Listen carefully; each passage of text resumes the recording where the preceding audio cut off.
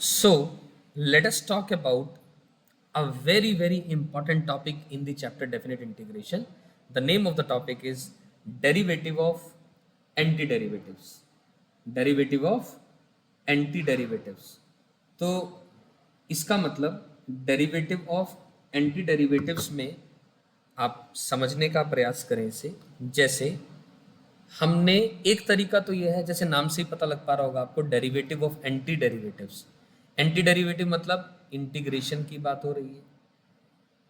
Integrate करने के बाद हमने अगर वो फंक्शन आया लेटस से एक्स का, फिर उसका डेरिवेटिव करना।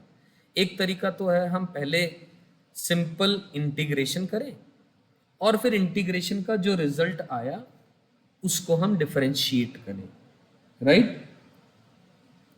तो ये तरीका ऑब्वियसली लंबा है, ऑब्वियसली ये तरीका लंबा है।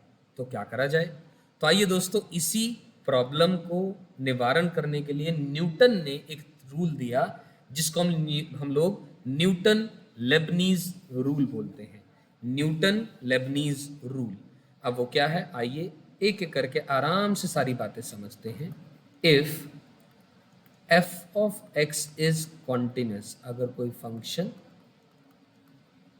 कॉन्टिन्यूस है देन, अगर कोई फंक्शन कॉन्टिन्यूस है then d by d x of, d by d x किसका, इंटीग्रेशन ऑफ जी एक्स से लेकर के, जी एक्स से लेकर के एच एक्स, ये लोअर लिमिट और ये अपर लिमिट। अभी ध्यान से देखिए, लोअर और अपर लिमिट कांस्टेंट नहीं है, वेरिएबल है, वो फंक्शंस हैं। जी ऑफ एक्स है और एच ऑफ एक्स है, of F of T D T, of F of T D T, किसी फंक्शन का जो फंक्शन कॉन्टिन्यूस है। ये t जो है, ये t के रिस्पेक्ट में आप इंटीग्रेट कर रहे हैं, तो t वेरी कर रहा है gx से लेकर के hx तक। इसका मतलब जो फंक्शन आएगा, ये वाला जो फंक्शन आएगा, अगर मैं इसको डेफिनेट इंटीग्रेशन के तरीके से सिंप्लीफाई भी करूंगा तो ये x का फंक्शन आएगा, क्योंकि अपर और लोअर लिमिट पुट करेंगे तो hx और gx पुट करेंगे, यानी उसका अपने को क्या लेना है, डेरिवेटिव लेना है। उसका अपने को क्या लेना है, derivative with respect to x लेना है। तो इस सवाल का मैं डायरेक्ट आप लोगों को आंसर दे रहा हूं पहले, फिर उसको हम समझेंगे आया कैसे। यानी हम लिखेंगे F of upper limit, t की जगह अपर लिमिट यानी H x, into upper limit का डेरिवेटिव यानी H dash x, right, minus का एफ ऑफ लोअर लिमिट यानी जी एक्स, इंटू जी का डेरिवेटिव यानी जी डैश एक्स, जी का डेरिवेटिव यानी जी डैश एक्स। यहां तक आप सबको उम्मीद है मेरी ये बात समझ में आई कि मैं बताना क्या चाह रहा हूं। एफ ऑफ अपर लिमिट का डेरिवेटिव माइनस का एफ ऑफ लोअर लिमिट का डेरिवेटिव, राइट। अब मैं एक चीज लिख रहा हूं, integral of a continuous function, integral of a continuous function is always derivable, is always derivable। Integral क्या है, कॉन्टिन्यूस फंक्शन का हमेशा क्या होगा, डेरिवेबल होगा। मैं किस कंटेक्स्ट में बात कर रहा हूं, इंटीग्रल किसका, कॉन्टिन्यूस। कौन है कॉन्टिन्यूस फंक्शन, एफ एक्स, उसका इंटीग्रल करेंगे वो गारंटी डेरिवेबल होगा। ये कोई नई बात नहीं है, ये आप जानते हैं। इंटीग्रल लिया कॉन्टिन्यूस फंक्शन का, डेरिवेबल है, क्योंकि वैसे भी इंटीग्रेशन और डिफरेंशिएशन एक दूसरे का वाइस वर्सा होते हैं, ठीक है। चलिए अब इस बात को समझने के लिए लाइए, आइए दोस्तों एक प्रूफ पढ़ लेते हैं। मैंने समझा तो दिया, मतलब क्या है, लगानी कैसे है ये थ्योरम। तो आपको डायरेक्टली एंटी डेरिवेटिव का डेरिवेटिव मिल रहा है ये, rather than finding the integration पहले एंड देन डेरिवेटिव, राइट। तो चलिए हमने ये कैसे बात निकाली, कैसे फिगर आउट करा, आइए दोस्तों बात करते हैं। लेट अस से D by d x of, नीचे फंक्शन लिखा x, ऊपर फंक्शन लिखा x square, of F of T D T, ये हम निकालना चाह रहे हैं। तो आंसर वाया दी अबव थ्योरम क्या आएगा, f के अंदर में t की जगह एक्स स्क्वायर आएगा, एक्स स्क्वायर का डेरिवेटिव 2x आएगा, माइनस का f ऑफ t की जगह x आएगा, x का डेरिवेटिव 1 आएगा। ये तो हुआ अपने पास direct use of the above theorem which I just now told you. लेकिन एक चीज ध्यान रखिएगा यहां पर, क्या, the integral must not contain integral must not contain any function of x।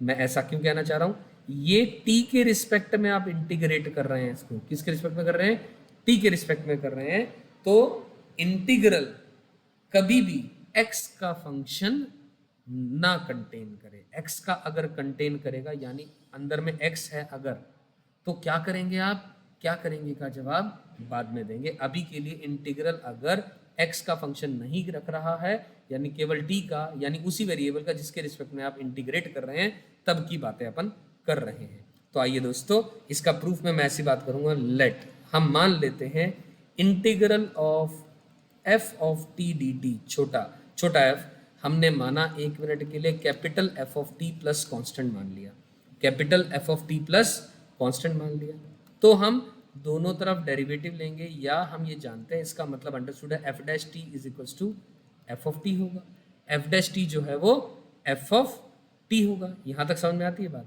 तो दोस्तों इंटीग्रेशन एक्स से लेकर के x square of F of T D T, छोटा F of T D T will be equal to what it is going to be equal to, इसका integration ये है तो capital F of x square minus capital F of X होगा, हाँ या ना, ये बात समझ में आती है मेरी, राइट। लोअर लिमिट और अपर लिमिट और लोअर लिमिट हम लोगों ने पुट कर दी।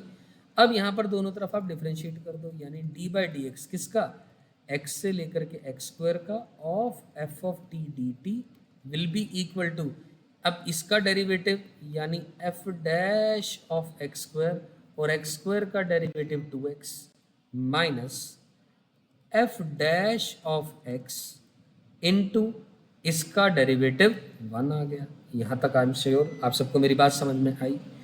तो यानी f dash of x square, अब t की जगह मैं एक्स स्क्वायर पुट कर दूंगा, तो F of x square into 2x minus, अब ये क्या बनेगा, एफ ऑफ एक्स इंटू 1, ये बन जाएगा क्योंकि एफ डैश ऑफ टी जो है छोटा एफ ऑफ टी के बराबर है, ये ऑलरेडी दिया गया है, तो इसकी जगह ये सब्स्टिट्यूशन कर दिया, इसकी जगह आपने ने ये सब्स्टिट्यूशन कर दिया।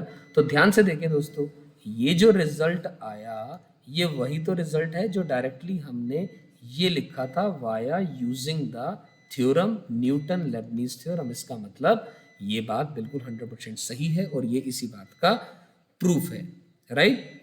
अब इसी चीज को अच्छे से समझने के लिए आइए let us talk about a few questions related to the same concept. So let us talk about a very basic question जिससे कि हमारी अंडरस्टैंडिंग बिल्कुल सटीक तरीके से हमें समझ में आए। Let g of x, capital g of x को हमने माना एक फंक्शन 2 से लेकर के x स्क्वायर तक, 2 से लेकर के x स्क्वायर तक, और हमने माना जो ये फंक्शन है, जस्ट अ सेकेंड प्लीज, हमने जो माना ये फंक्शन है dt डिवाइडेड बाय t के रिस्पेक्ट में इंटीग्रेट कर रहे हैं, divided by 1 plus under the root of t, और जहां पर x पॉजिटिव दिया गया है, एंड लेट अस से आप लोगों को पूछ लेता हूं मैं, फाइंड g डैश ऑफ 9। सो कैसे सॉल्व करेंगे इस क्वेश्चन को, I am sure the question is clear. gx दिया हुआ है, t के रिस्पेक्ट में अंदर इंटीग्रेट हो रहा है, we are interested in g dash of 9, right.